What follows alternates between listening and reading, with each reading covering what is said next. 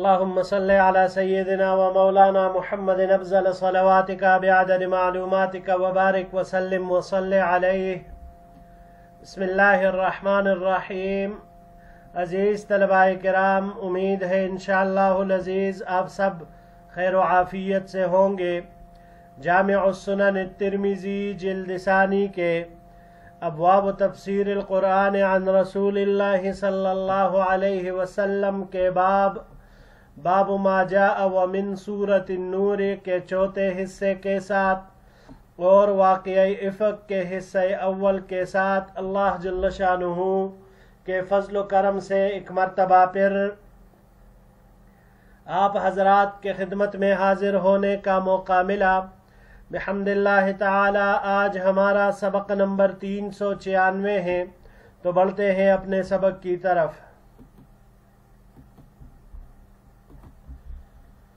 عزیز طلباء کرام، چونکہ امام ترمذی رحمہ اللہ نے یہ واقعہ افق نہایت تفصیل کے ساتھ بیان کیا ہے اور لمبی روایت اس میں ذکر فرمائی ہے، تو اس لیے ہم اس کو 2 حصوں میں انشاءاللہ العزیز ذکر کریں گے.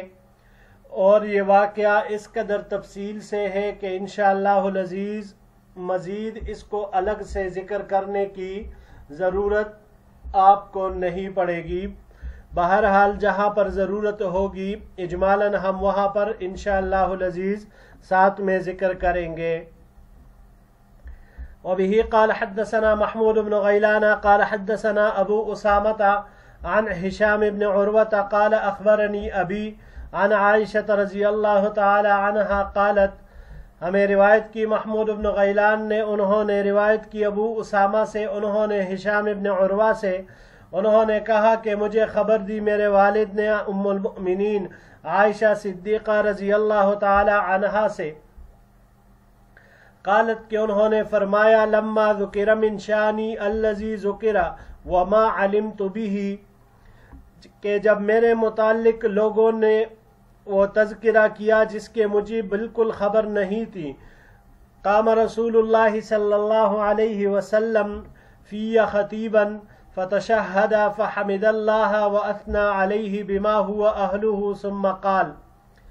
تو حضور نبی کریم صلی اللہ علیہ وسلم میرے متعلق خطاب کرنے کے لیے کھڑے ہوئے اور تشہد کے بعد اللہ کی حمد و ثنا بیان کرنے کے بعد جس کا وہ اہل ہے، حضور نبی کریم صلی اللہ علیہ وسلم نے فرمایا اما بعد اشیروا علی فی اناس بنو اہلی واللہ ما علمت علی اہلی من سوء قط وابنوا بمن واللہ ما علمت علیہ من سوء قط ولا دخل بیتی قط الا وانا حاضر ولا غبت فی سفر الا غاب معی. حضور نبی کریم صلی اللہ علیہ وسلم نے ارشاد فرمایا لوگو، مجھے ان لوگوں کے متعلق مشورہ دو جنہوں نے میری بیوی پر تہمت لگائی ہے. اللہ کی قسم میں نے اپنی بیوی میں کبھی کوئی برائی نہیں دیکھی، اور جس کے ساتھ ان لوگوں نے اس کو متہم کیا ہے وہ میری عدمی موجودگی میں کبھی میرے گھر میں داخل نہیں ہوا. ہاں مگر یہ کہ میں اگر حاضر تھا تو وہ آ جاتا، اور نہیں میں غائب ہوتا سفر میں مگر یہ کہ وہ میرے ساتھ اس میں شریک رہتا. فقام سعد بن معاذ رضی اللہ تعالی عنہ فقال اذن لی یا رسول اللہ صلی اللہ علیہ وسلم ان اضرب اعناقہم. تو سعد بن معاذ رضی اللہ تعالی عنہ کھڑے ہوئے اور عرض کیا یا رسول اللہ صلی اللہ علیہ وسلم مجھے اجازت دیجیے کہ میں ان کی گردنیں اتار دوں. وقام رجل من الخزرج وكانت ام حسان بن ثابت من رهط ذلك الرجل فقال كذبت اما والله ان لو كان من الاوس ما احببت ان تضرب اعناقهم حتى كاد ان يكون بين الاوس والخزرج شر فی المسجد وما علمت به. اور ایک شخص خزرج میں سے کھڑا ہوا اور حسان ابن ثابت رضی اللہ تعالی عنہ کی والدہ ان کے قبیلے سے تعلق رکھتی تھی. تو اس شخص نے کہا اللہ کی قسم تم جھوٹ بولتے ہو، کیونکہ اگر ان لوگوں کا تعلق قبیلہ اوس سے ہوتا تو تم کبھی یہ بات نہیں کرتے۔ یہ بات یہاں تک پہنچی کہ مسجد میں ہی اوس اور خزرج کے درمیان لڑائی کا حادثہ ہونے لگا اور شر اتنی بڑھ گئی۔ وما علمت به ام المؤمنین فرماتی ہے کہ مجھے اس کا علم بھی نہ تھا۔ فلما كان مساء ذلك اليوم خرجت لبعض حاجتي ومعي ام مصطح فعثرت فقالت تعس مصطح۔ ام المؤمنین فرماتی ہے کہ اسی روز شام کے وقت ام مصطح کے ساتھ نے کسی کام کے لیے گھر سے نکلی تو چلتے ہوئے ام مصطح نے ٹوکر کائی تو کہنے لگی تعس مصطح، مصطح ہلاک ہو۔ فقلت لها ای امی تصبین ابنک فسکتت ثم عصرت الثانیہ فقالت تعس مصطح۔ ام المؤمنین عائشہ صدیقہ رضی اللہ تعالی عنہا فرماتی ہے کہ میں نے ان سے کہا کہ اے اماں، آپ اپنے بیٹے کو گالی دے رہی ہے، اس کو کوس رہی ہے، تو وہ خاموش ہو گئی۔ پھر جب دوسری مرتبہ ان کو ٹوکر لگی تو پھر انہوں نے وہی جملہ دہرایا تعس مصطح، مصطح ہلاک ہو۔ فقلت لها ای امی تسبین ابنک فسکتت، دوسری مرتبہ پھر وہ خاموش رہی۔ ثم عصرت الثالثۃ، پھر جب تیسری مرتبہ ان کو ٹوکر لگی فقالت تعس مصطح، مصطح ہلاک ہو۔ فانتہرتها، تو میں نے ان کو ڈانٹا۔ فقلت لها ای امی تسبین ابنک فقالت واللہ ما اسبہ الا فیک۔ تو ام مصطح رضی اللہ تعالی عنہا کو کہا میں نے کہ تو اپنے بیٹے کو کوس رہی ہے، تو انہوں نے کہا اللہ کی قسم میں اسے نہیں کوس رہی ہوں مگر آپ کے معاملے میں آپ کی وجہ سے ہی کوس رہی ہوں۔ فقلت فی ای شانی، میں نے پوچھا کہ میرے متعلق کس وجہ سے؟ فبقرت لی الحدیث وقلت قد کان هذا قالت نعم، تو انہوں نے پھر مجھے ساری حقیقت کھول کر بیان کر دی۔ تو میں نے ان سے پوچھا کیا واقعی یہی بات ہے؟ تو انہوں نے فرمایا کہ ہاں جی یہی بات ہے۔ بڑھتے ہیں جی اگلے سلائیڈ کی طرف۔ واللہ لقد رجعت الى بیتی وکأن الذی خرجت له لم اخرج لا اجد منه قلیلا ولا کثیرا ووقعت۔ اللہ کی قسم میں اپنے گھر واپس لوٹ گئی، یعنی پھر سے واپس گھر لوٹی۔ حضور نبی کریم صلی اللہ علیہ وسلم کا جو گھر ہے اور جس کام کے لیے میں نکلی تھی اس کی ذرا بھی نہ توڑی نہ زیادہ، بالکل حاجت نہیں رہی اور مجھے بخار ہوا۔ فقلت لرسول اللہ صلی اللہ علیہ وسلم ارسلنی الى بیت ابی فارسل معی الغلام فدخلت الدار فوجدت ام رومان فی السفل وابو بکر فوق البیت یقرأ۔ میں نے حضور نبی کریم صلی اللہ علیہ وسلم سے عرض کیا کہ یا رسول اللہ مجھے گھر بھیج دیجئے۔ آپ علیہ السلام نے میرے ساتھ ایک غلام کیا، پس میں گھر میں داخل ہوئی تو دیکھا کہ ام رومان رضی اللہ تعالی عنہ یہ ام المؤمنین کی والدہ ہے، ابو بکر صدیق رضی اللہ تعالی عنہ کی زوجہ محترمہ ہے، وہ نیچے ہے اور ابو بکر صدیق رضی اللہ تعالی عنہ اوپر قرآن کریم تلاوت کر رہے تھے۔ فقالت امی ما جاء بک یا بنیہ، بیٹی کیسے آئی ہو؟ قالت فاخبرتها وذکرت لها الحدیث فاذا هو لم يبلغ منها ما بلغ منی۔ ام المؤمنین عائشہ صدیقہ رضی اللہ تعالی عنہ فرماتی ہے کہ میں نے ان کے سامنے پورا قصہ بیان کیا اور بتایا کہ اس بات کا لوگوں میں چرچا ہو چکا ہے، انہیں بھی اس بات سے اتنی تکلیف ہوئی جتنی مجھے ہوئی تھی۔ فقالت یا بنیہ خففی علیک الشان فإنه واللہ لقلما كانت امرأة حسناء عند رجل يحبها لها ذرائر الا حسدنها وقیل فيها فإذا هي لم يبلغ منها ما بلغ منی۔ تو ان کی والدہ نے ام المؤمنین عائشہ صدیقہ رضی اللہ تعالی عنہا سے کہا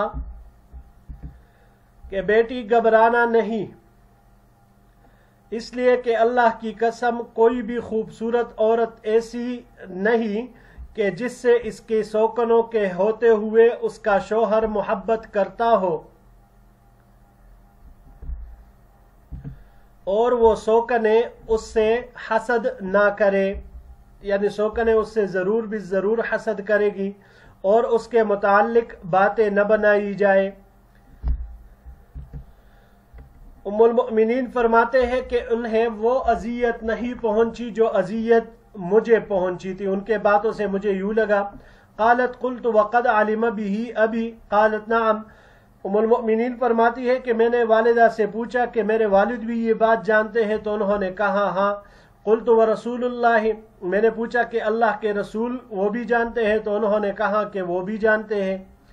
قالت نعم واستغبرت وبكيت فسمع ابو بکر صوتی وهو فوق البيت يقرأ فنزل، تو میری ماں نے کہا کہ ہاں حضور نبی کریم صلی اللہ علیہ وسلم بھی جانتے ہیں، تو یہ بات مجھے عجیب لگی اور اس بات سے میں اور بھی زیادہ غمگین ہوئی اور رونے لگی۔ ابو بکر رضی اللہ تعالیٰ عنہ نے میرے رونے کی آواز سنی تو نیچے تشریف لائے۔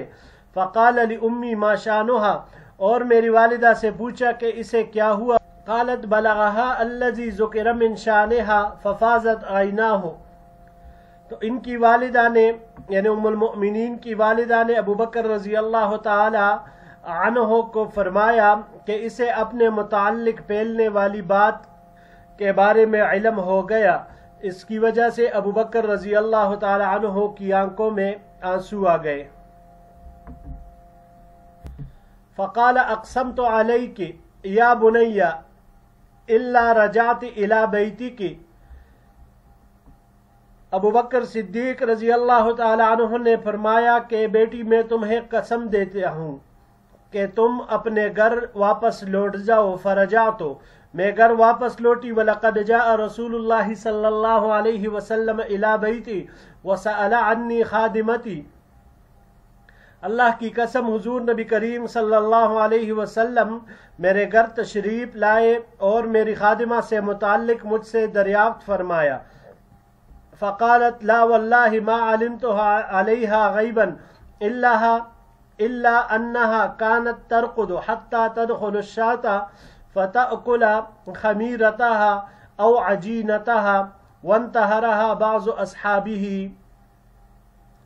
حضور نبی کریم صلی اللہ علیہ وسلم نے جب خادمہ سے ام المؤمنین کے بارے میں پوچھا تو اس خادمہ نے جواب میں فرمایا کہ اللہ کی قسم مجھے ان میں کسی ایسے عیب کا علم نہیں ہے، ہاں اتنا ضرور ہے کہ یعنی ام المؤمنین عائشہ صدیقہ رضی اللہ تعالی عنہا سو جایا کرتی تھی اور بکری اندر داخل ہو کر جو آٹا وغیرہ ہوتا تھا وہ کھا جاتی تھی، تو اس پر بعض صحابہ کرام نے اس کو ڈانٹا۔ فقال اصدقی رسول اللہ صلی اللہ علیہ وسلم حتی اسقطوا لہا به، کہ رسول اللہ صلی اللہ علیہ وسلم کے سامنے سچ بولو، یہاں تک کہ بعض نے اسے یعنی خادمہ کو برا بلا کہا۔ فقالت سبحان اللہ واللہ ما علمت علیہا الا ما يعلم الصائغ علی تبر الذهب الاحمر، تو وہ کہنے لگی سبحان اللہ،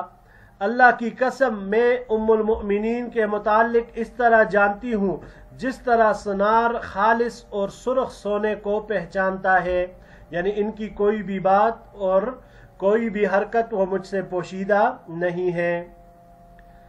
جی عزیز طلباء کرام، یہ پہلا حصہ ہے، یہاں پر دوسرا حصہ انشاءاللہ العزیز ہم اگلے درس میں ذکر کریں گے۔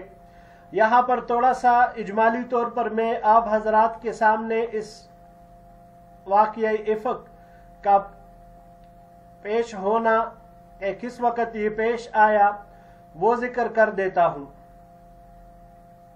عزیز طلباء کرام، یہ سورہ نور کی دوسری رکوع آیت نمبر 11 سے لے کر 20 نمبر آیت تک ام المؤمنین کی براءت میں ان کی بے گناہی کو ثابت کرنے کے لیے یہ 10 آیات مبارکہ نازل ہوئی۔ حضور نبی کریم صلی اللہ علیہ وسلم غزوہ خندق کے بعد جب غزوہ بنی مصطلق کے لیے نکل رہے تھے اسے غزوہ مريسيع بھی کہا جاتا ہے یا اور غزوہ بنی مستلق بھی۔ تو آپ علیہ السلام کا دستور یہی تھا کہ جب سفر میں جاتے تو ازواج مطہرات کے درمیان قرعہ اندازی فرماتے، جس کے نام کا قرعہ نکلتا اس کو لے جاتے۔ تو اس دفعہ باری ام المؤمنین عائشہ صدیقہ رضی اللہ تعالی عنہا کے نام کا قرعہ نکلا، چنانچہ وہ آپ علیہ السلام کے ساتھ ہو گئی۔ ام المؤمنین نے جاتے ہوئے اپنی بہن سے ایک ہار لیا تھا عاریتن، تو غزوہ سے واپسی پر جب ایک جگہ پر لشکر نے پڑاؤ ڈالا تو وہاں پر ام المؤمنین قضائے حاجت کے لیے گئی ہوئی تھی۔ جب واپس آئی اور اعلان ہوا واپسی کا تو ام المؤمنین نے وہ ہار گم پایا، تو اس کے لیے وہ پھر سے تلاش میں نکلی اس ہار کو ڈھونڈنے کے لیے، کیونکہ وہ ان کی بہن کا تھا، عاریتن انہوں نے لیا تھا۔ اس وقت ام المؤمنین وہ بالکل ہلکے وجود والی تھی، تو جب ہودج کو اٹھانے والے لوگ آئے، انہوں نے ہودج کو اٹھایا تو انہوں نے یہ سوچا کہ وہ اس میں موجود ہوگی، اور انہوں نے اونٹوں کے قطار میں اس کو روانہ کر دیا۔ وہاں پر ام المؤمنین کو ہار تو مل گیا، لیکن جب واپس آئی تو وہاں پر قافلہ روانہ ہو چکا تھا۔ تو اس زمانے میں عزیز طلباء کرام یہ دستور تھا کہ کچھ لوگوں کو یا ایک آدمی کو یہ ذمہ داری دی جاتی کہ بھائی جب سارا لشکر کوچ کر جائے تو آپ نے واپسی میں پورے پڑاؤ کی جگہ پر اس پنڈال کو دیکھنا ہے، اگر وہاں پر کوئی سامان وغیرہ کسی کا رہ گیا ہو تو اسے اپنے ساتھ لے کر پھر سے لشکر کے ساتھ آ ملنا ہے۔ تو اس دفعہ یہ باری حضرت صفوان بن معطل رضی اللہ تعالی عنہ کی مقرر ہوئی تھی، وہ قافلے کے پیچھے چلنے کے لیے مقرر کیے گئے تھے تاکہ گری پڑی چیزیں وہ ساتھ میں اٹھاتے جائیں۔ وہ جب اس جگہ پر پہنچے تو ابھی روشنی ہلکی ہلکی سی وہ آنے والی تھی، پوری طرح روشنی بھی نہیں آئی تھی۔ تو انہوں نے دور سے دیکھا تو ام المؤمنین وہاں پر ٹیک لگائے سو رہی تھی، تو دور سے تو پہچان نہیں پائے، لیکن قریب آئے تو انہوں نے دیکھ لیا، کیونکہ پردے کے احکام کے نزول سے پہلے انہوں نے عائشہ صدیقہ رضی اللہ تعالی عنہا کو دیکھا ہوا تھا، لہٰذا دیکھتے ہی فوراً انہوں نے تیز آواز میں انا للہ و انا الیہ راجعون پڑھا اور دوسری طرف منہ کر لی۔ یہ آواز سن کر ام المؤمنین بیدار ہوئی اور خود کو سنبھال لیا، چہرہ ڈھانپ لیا۔ صفوان رضی اللہ تعالی عنہ نے چپکے سے اونٹ لا کر ان کے سامنے بٹھا دیا۔ ام المؤمنین خاموشی کے ساتھ اس پر بیٹھ گئی۔ صفوان رضی اللہ تعالی عنہ نے اونٹ کی نکیل پکڑ کر آگے چلتے رہے اور ام المؤمنین اونٹ کے اوپر سوار رہی۔ دوپہر کے وقت جبکہ لشکر پڑاؤ ڈال چکا تھا، اس وقت حضرت صفوان رضی اللہ تعالیٰ عنہ ام المؤمنین کو لے کر پہنچے۔ تو اس واقعے سے رئیس المنافقین عبداللہ ابن ابی کو ایک بات ہاتھ لگ گئی اور انہوں نے اس کو ام المؤمنین کی بدنامی اور حضرت صفوان رضی اللہ تعالیٰ عنہ کی بدنامی کے لیے ایک سنہرا موقع سمجھا اور لوگوں میں اپنے دل کی بڑاس نکالنی شروع کی، یہاں تک کہ کچھ مخلص صحابہ بھی جیسے حسان ابن ثابت، مصطح رضی اللہ تعالی عنہ اور حضرت حمنہ، یہ لوگ بھی اس پراپیگنڈے سے متاثر ہوئے اور اس میں حصہ لیا۔ اب ام المؤمنین کو اس واقعے کی کچھ خبر ہی نہیں تھی۔ غزوہ سے واپسی پر وہ بیمار پڑ گئی تھی، 1 مہینے مسلسل بیمار رہی۔ پھر جب جا کر ایک دن یہ حضرت ام مصطح رضی اللہ تعالی عنہا کے ساتھ قضائے حاجت کے لیے گھر سے نکلی تو راستے میں ان کو ٹھوکر لگی، تو پھر یہ جو روایت میں یہاں پر آیا اسی طرح انہوں نے یہ واقعہ ان کے سامنے پوری طرح رکھ دیا کہ اس طرح کی باتیں پھیلائی جا رہی ہے۔ تو اس کے بعد ان کو پتہ چلا اور پھر یہ بات جیسے کہ یہاں پر روایت میں ذکر ہوئی۔ باقی انشاءاللہ العزیز اگلے درس میں اس کو ذکر کریں گے۔ السلام علیکم ورحمۃ اللہ وبرکاتہ۔